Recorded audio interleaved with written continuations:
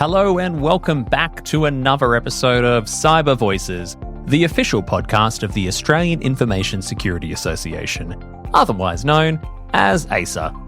I'm your host, as always, David Willett, and it is my pleasure to have you with us as we explore the diverse voices of the Australian cyber industry.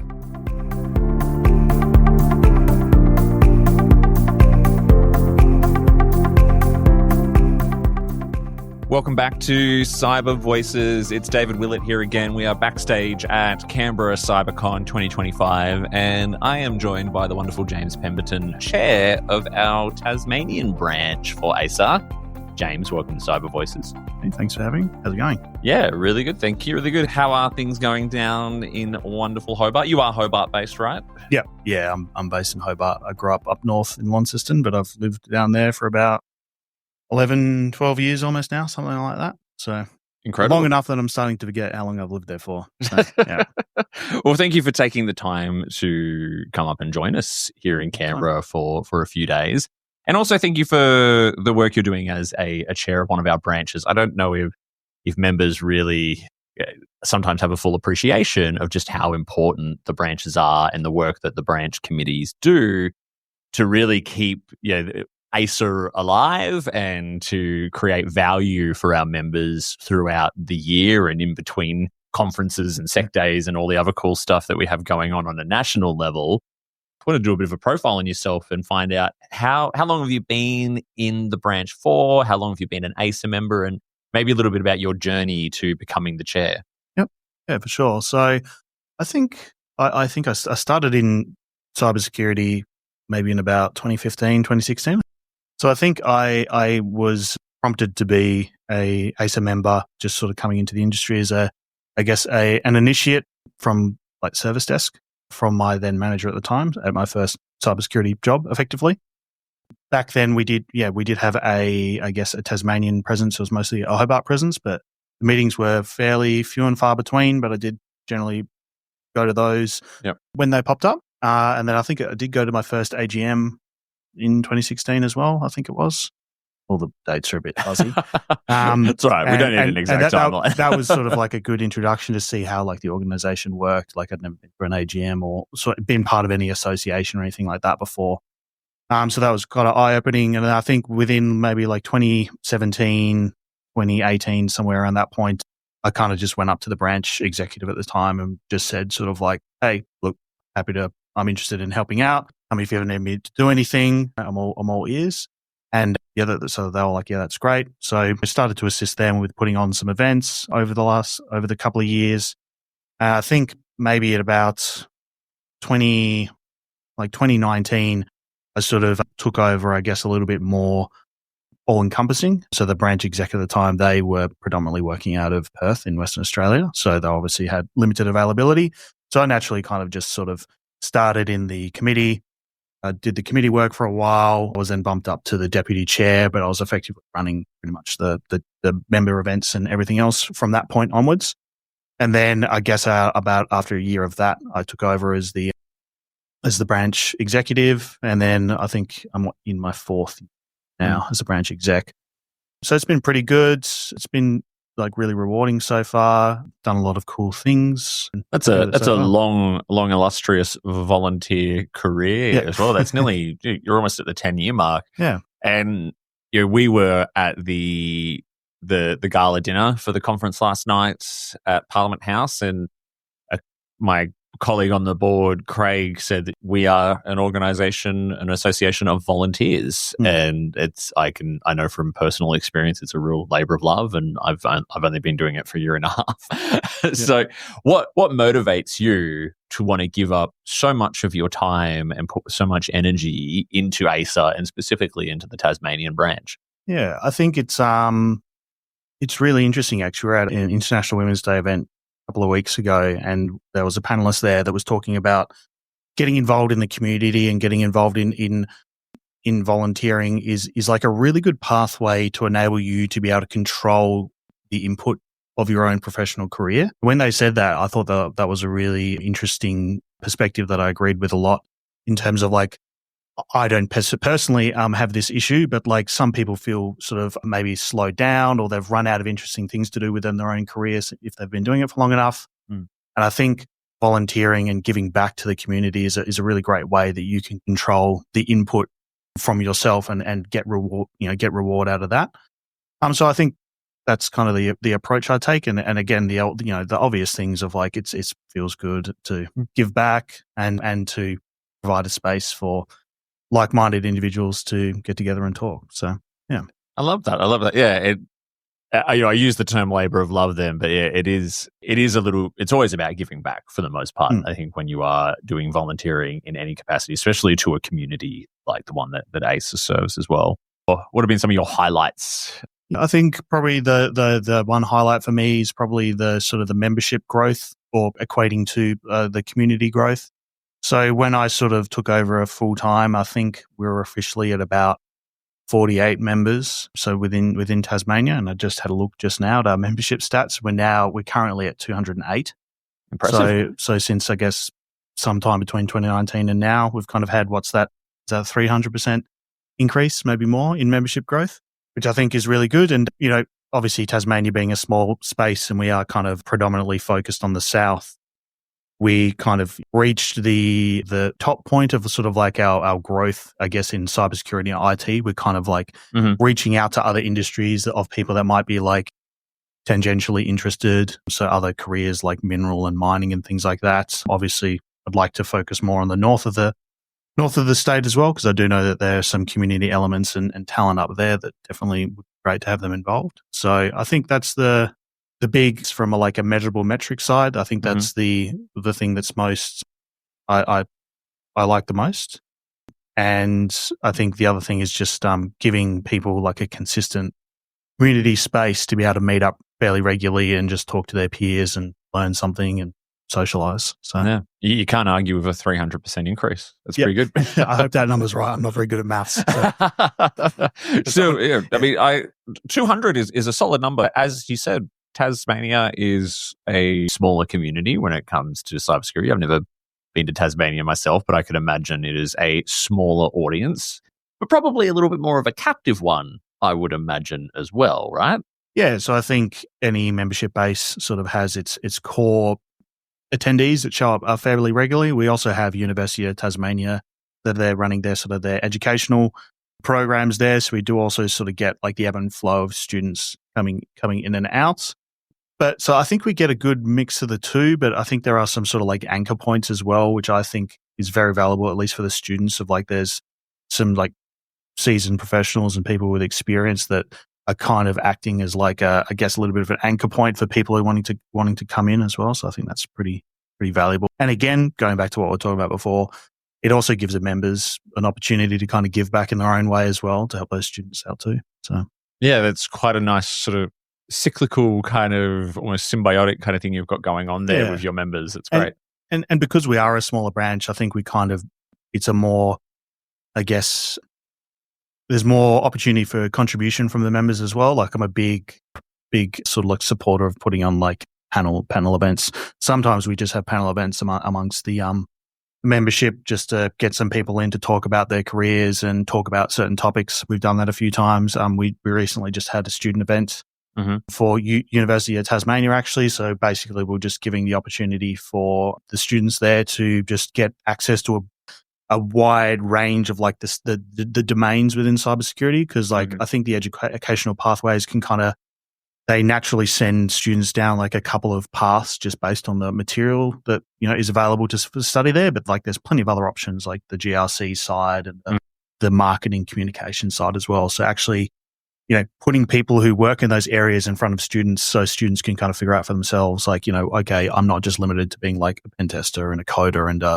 And have you got a large cohort of students flowing through? You said it's kind of like half and half, but it seems like there's quite a lot of young people in Tasmania in university who are studying cyber or interested in entering the field as a career.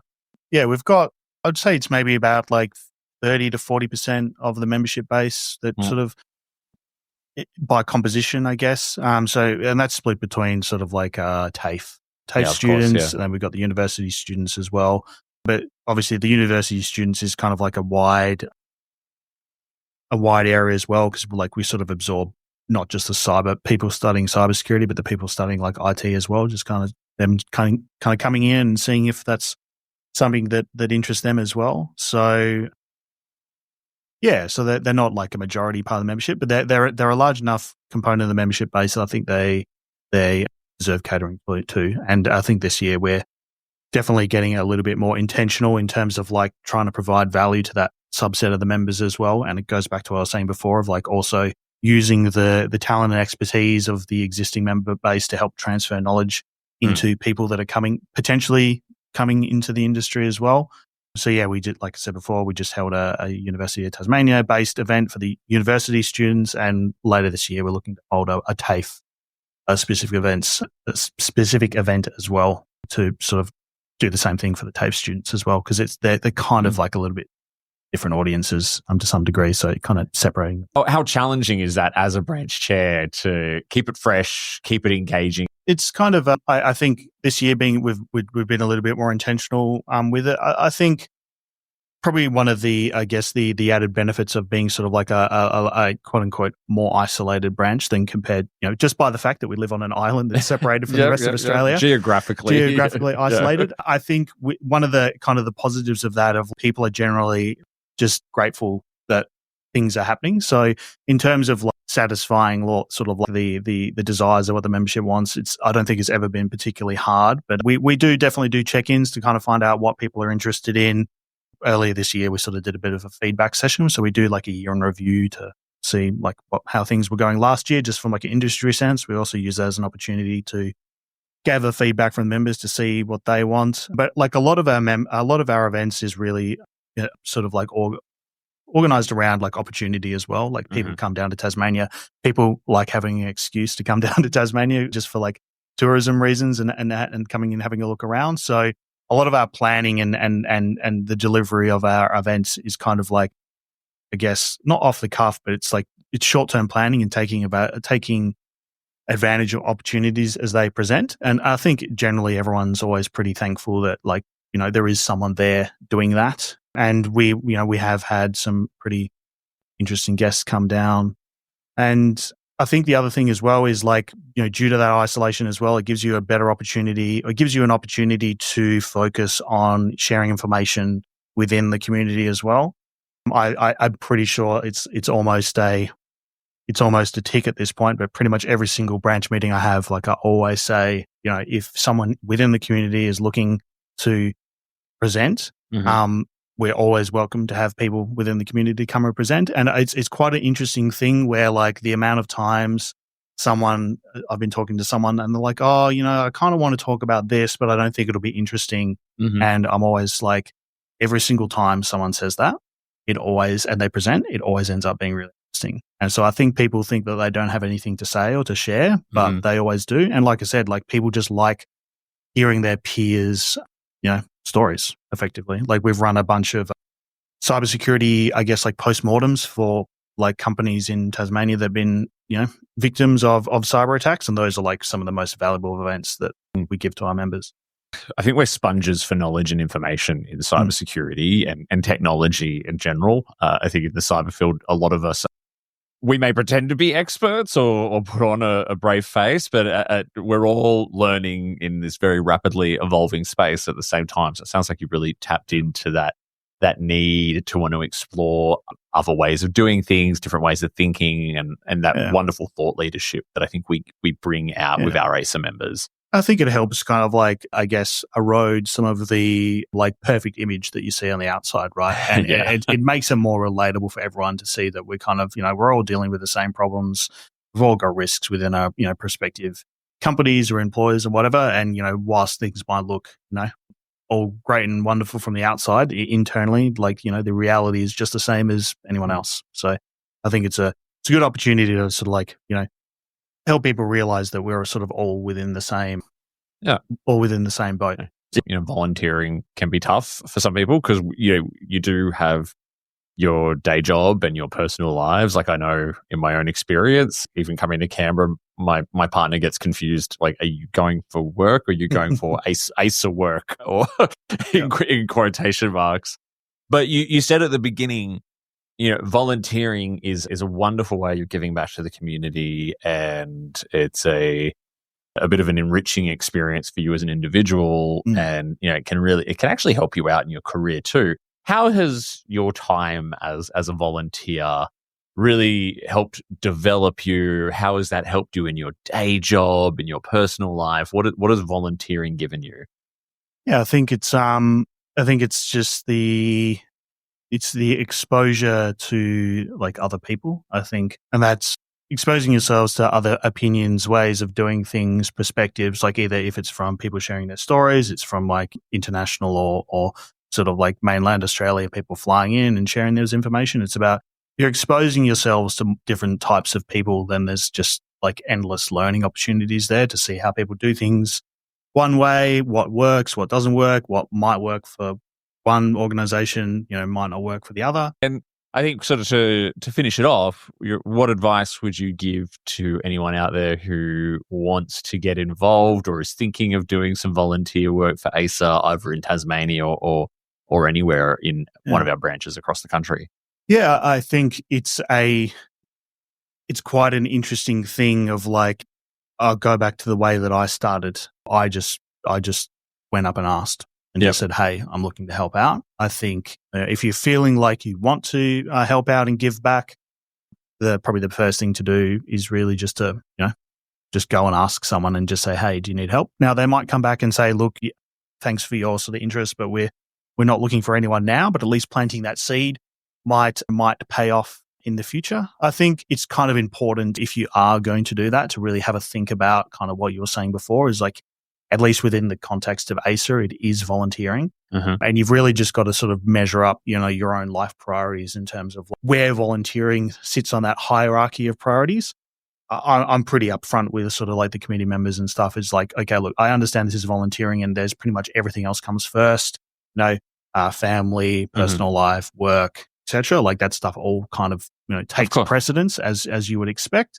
But it's really just having a bit of a think of like, is this something that I can actually make time for in my life? I think that's a pretty important thing just to have a little think about. Yeah. And I think the thing as well is like, even if it's, you go up to sort of a branch executive for any of the branches in ACER and say, hey, look, I'm wanting to be involved. And they say, oh, look, thanks for the interest, but we're kind of full up now. Obviously, different states are larger, so they have more capacity to take on volunteers, but there are other organizations out there and it doesn't even have to be cybersecurity. It can be anything. Yeah. Exactly. So if you have a desire to sort of give back, there are thousands of different avenues. It doesn't just have to be related to your career. Obviously, there are a lot of benefits to that. Yep.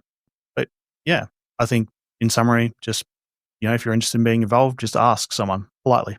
Yeah. And thank you. You kind of called out something there, which I was thinking about myself just now, and that is that volunteers across all of Australia, no matter what you are volunteering in, right down to, I just looked out our little window here. We can see down onto the backstage here of the main stage at CyberCon Canberra, and I can see all the white vested volunteers making sure that people know when lunch is going to be served, what theatres to go to, scanning tickets, pointing out where the toilets are, all that kind of stuff.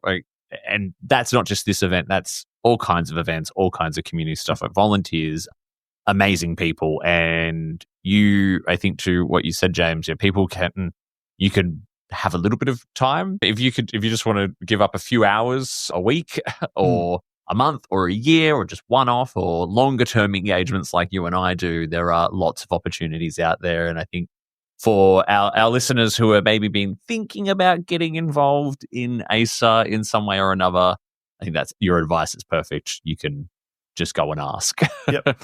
And it sounds like really simple advice, but you would be surprised the amount of times that people have like come up to being like, oh, I've always thought about like, being involved in volunteering. And it's kind of like my first question is like, okay, well, did you say anything? Yeah. It's like, if you'd said something, then we might, like we could have facilitated that. But it's all kind of like, I wish I did something in hindsight type of stuff, which is natural. I'll do it. But I think again, it's just that if you've got that, inclination or a little bit of a drive there to do it, then just just think about it a little bit and see if it's something you can make time for, and then act on it.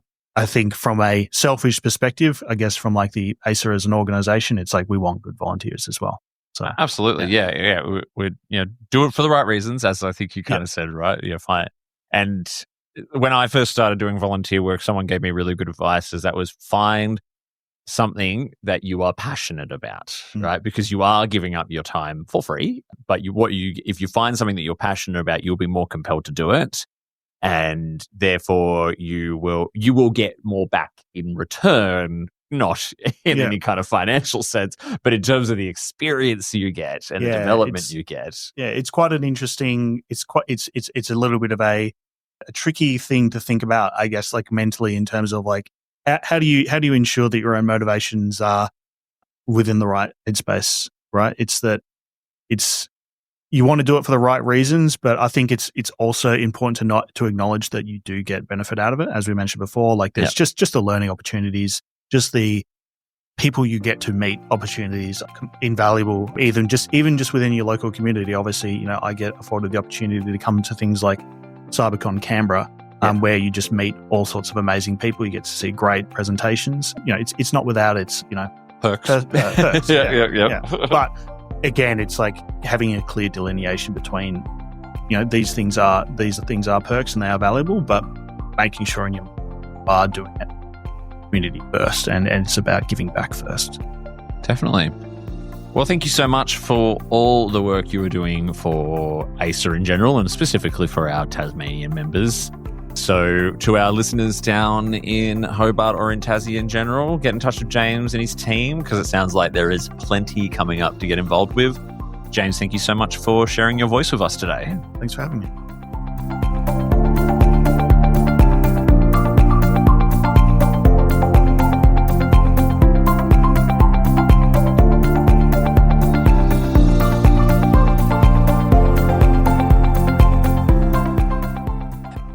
Thank you for listening to another episode of Cyber Voices. Our music is by Sonar Garut, our show artwork is by Studio Quarantine, and we record our show at This Is a Studio in Pran, Melbourne, part of Popplant Productions. Please make sure you follow the show on your podcast platform of choice and leave us a 5-star review. This will help others find the show. Also, please follow the association on LinkedIn and Instagram. If you want to add your voice to our ever-growing chorus of diverse cyber voices, have questions, feedback, or would like to be a sponsor, you can do so by emailing us at cybervoices@aisa.org.au. That's cybervoices@aisa.org.au. Are you an ACER member? If not, you should consider joining our network of over 12,000 members across Australia. An ACER membership can open doors, build professional networks, create lifetime friendships, and offer exclusive training, events, and other perks. Become a member today by heading to our website at aisa.org.au. That is all for today. I hope you will join us again next time on Cyber Voices.